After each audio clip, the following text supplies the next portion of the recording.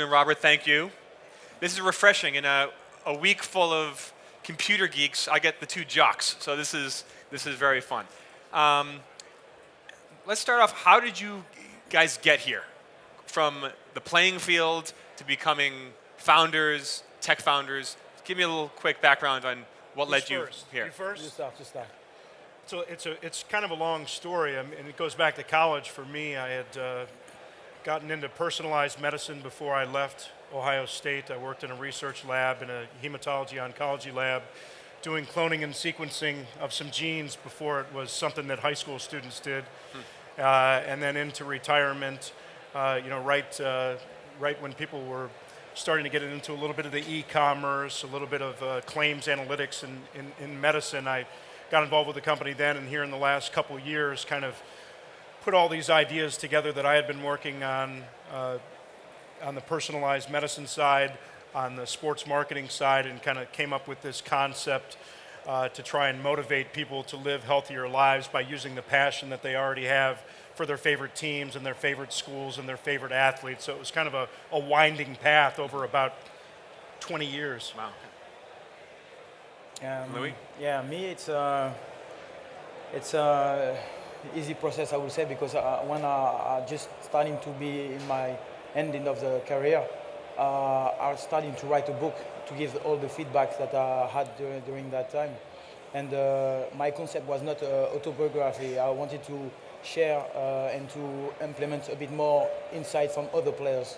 So I'm starting to be a kind of a journalist and trying to pick their stories, try to pick their understanding of the game and the understanding of actual whole world of sports and all that in sort. So when I started to write my book, I was in the process to really help the youngsters to understand exactly. And when I finished my career, I had the opportunity to be kind of involved in the other side of the sport. So I was like kind of a consultant in the sports agency.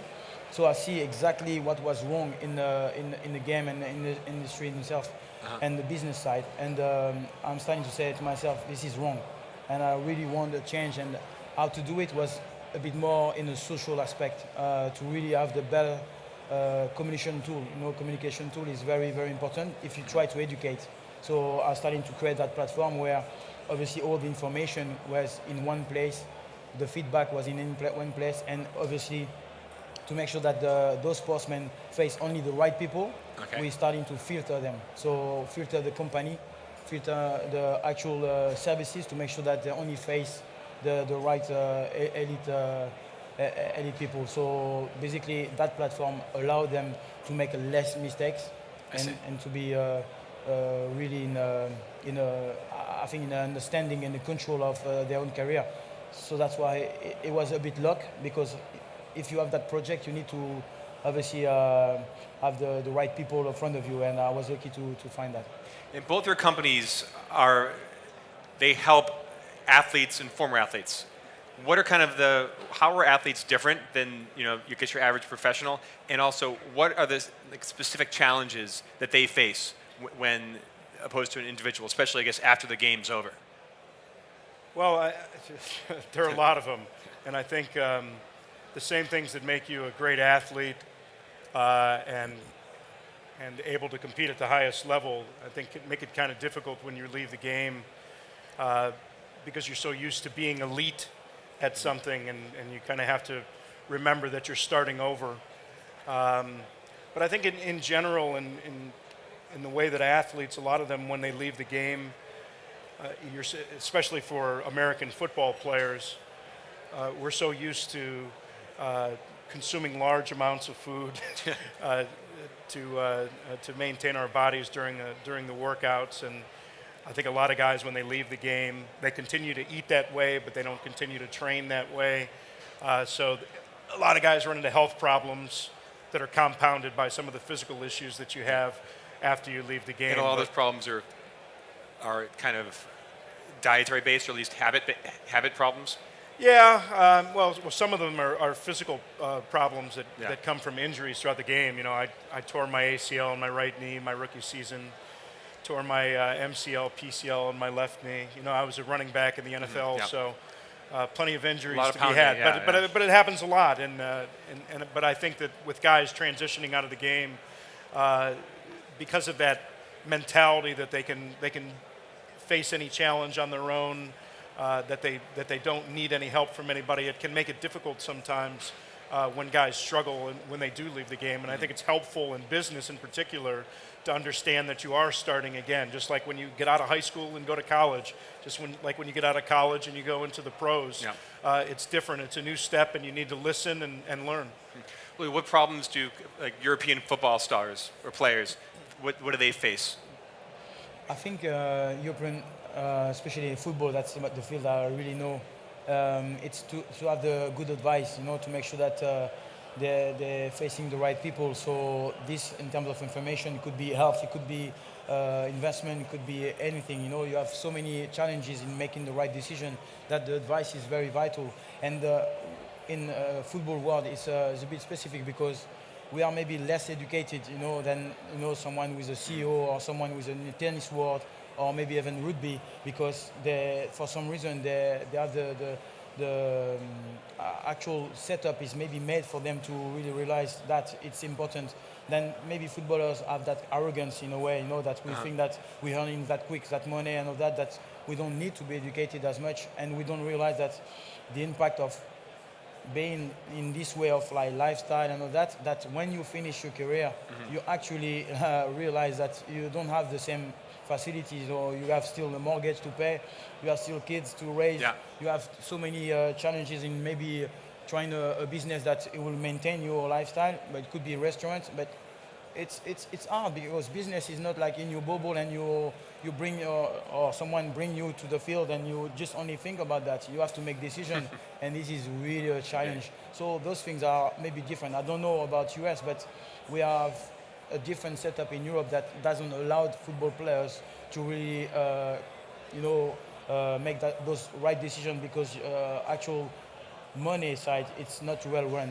It's not really well advised. And to that point, I think we're so used to having the feedback immediately. Yeah. It's positive or negative. There's a result. There's the preparation. Yes, there's a contest. There's a result, and then there's preparation moving on into the next one. And this worked or this didn't work. Whereas in the business world, it could take a year, 18 months, and you've gone down this path for so long, and something doesn't work out, and it can be so frustrating. And as well, because when you go into that motion, it could be 16 months, 18 months, or whatever.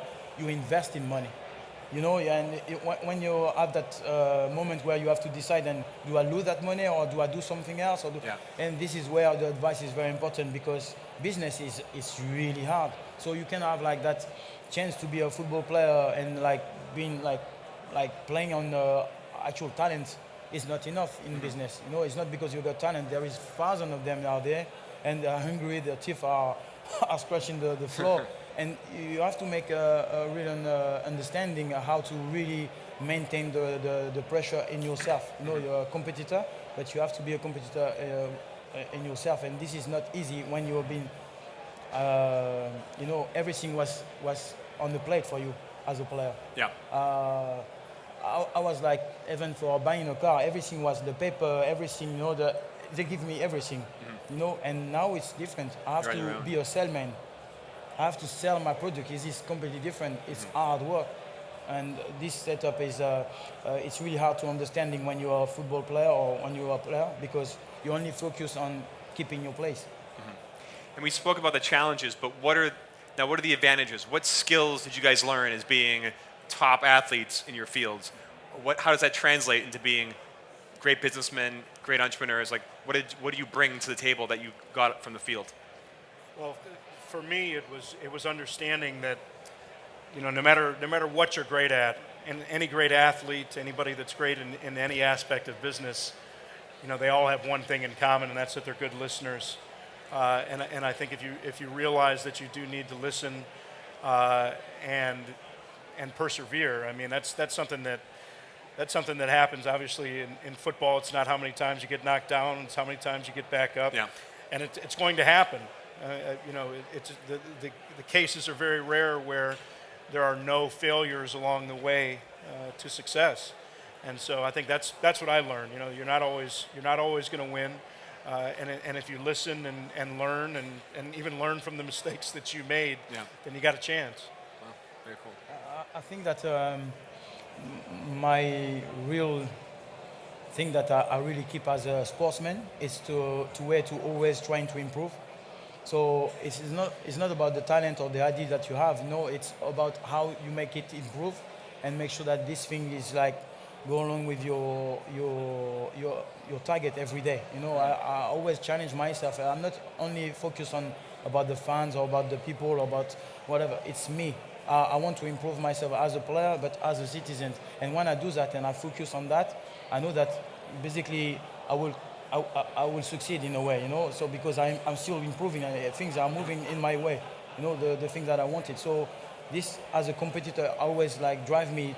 It could be for my kids, it could be for my business. If I do that, I should be fine. And I always try to challenge myself. Like this, people doesn't take my place. Yeah. That's my thing. Do you guys have any advice to everyone out here? Any sports advice, just life advice about dealing with the pressure and competitiveness of the startup world that you've taken away from the sports world? Wow. I think it's always to seek out the counsel of experts and people that have been through it.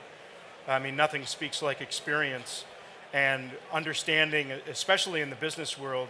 You know, like you said, it's not just about the talent that you had in doing something else. It's understanding that there's a whole new language, a whole new set of rules, Yeah. and if you're not talking the language that the people in the business know, then you know you're going to be exposed right away. You know, I remember the first time I hear somebody talking about liquidation preferences and all this. You know, like I'm hearing all these terms. But if they don't hear it from you, if you're not comfortable speaking their language around them, then they know that you don't belong. And if you don't belong there, it's not going to be enough that you are a former athlete for them to trust in you. But it's like anybody else in any area of business; they have to be able to trust who you are and buy into who you are. Did you have any specific mentors that kind of helped you through that transition? I just had people that had some experience in the field.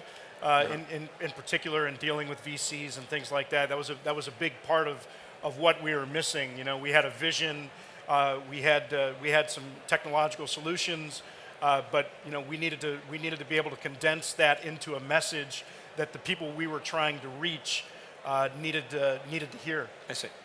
Louis, any advice for the entrepreneurs out there that you learned?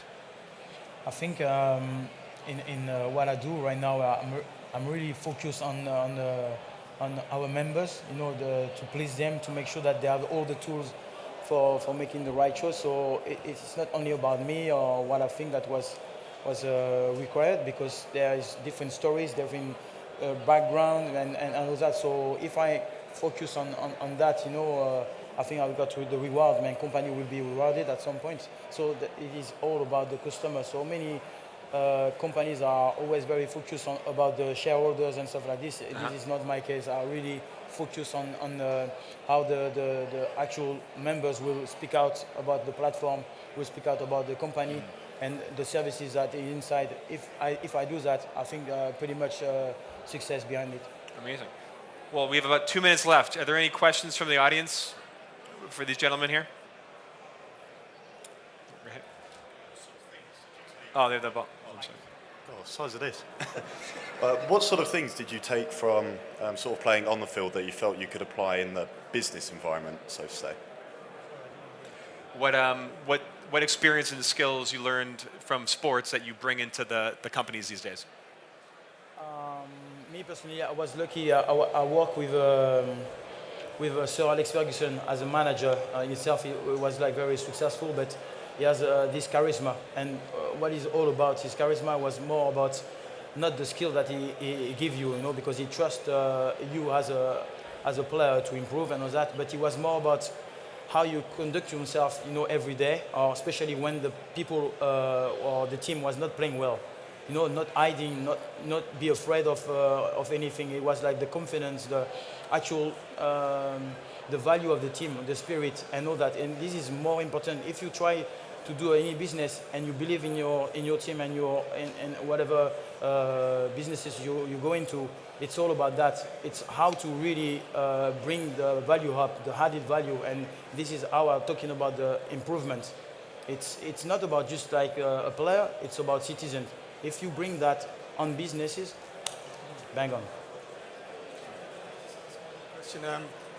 This is not to do with football or American football, but I'm involved with a crowd in the development country that use rugby to help kids, get the discipline, become better citizens, get education.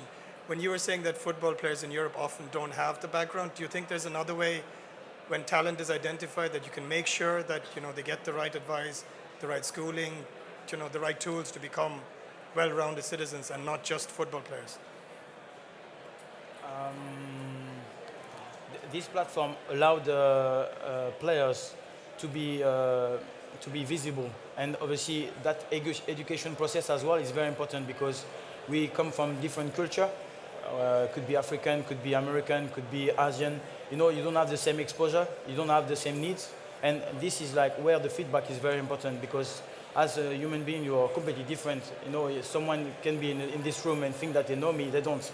They don't know where I come from, they don't know what I need, and this is like about the information. And if I pick your profile and I have the chance to maybe feel like it's connected to me, and let me see which kind of management or which kind of people help me, I think this is very innovative things, and it doesn't exist right now. And that's what it could be for the youngsters to understand. As I've got an experience, I'm 37, I have a style of talking and maybe of life, but it may be not suitable for our youngsters who's like maybe a bit more showing off and all that, but you can give him information. That's about it. And there is different sports. Could be rugby, could be American football, and could be tennis. We're all different. One more question up here. Yeah, I know you both said you were talking about seeking out mentors and people that have prior knowledge that you might not have. Myself and two business partners, we've just fresh out of university, so we launched our company 9 months ago. How would you advise us to kind of go out there and seek advice from people that have been there and done it for someone that might not have a vast network of people that we could contact? Well, I think it depends on what industry you're in. You just have to keep looking. You have to keep searching for the people that have that experience, and it can be in so many different places. It's coming to conferences like this. It's making cold calls. It's getting the information in any way that you can. I mean, the internet, I think, is great. It's a lot of information. You have to filter through that information, but you can generally find, I think, people that'll be willing to talk and kind of share what they've experienced. But I think that's been the most helpful part for me, and just reach out in as many different ways to the network of individuals that you already know. I think the friendlier, the better. So it's always good to kind of reach out to the family. Do you know somebody that has been involved in this or anything close to this, and then start building from there. It's amazing how these connections kind of build off of one another. Amazing. Well, cool. Well, thank you, everybody.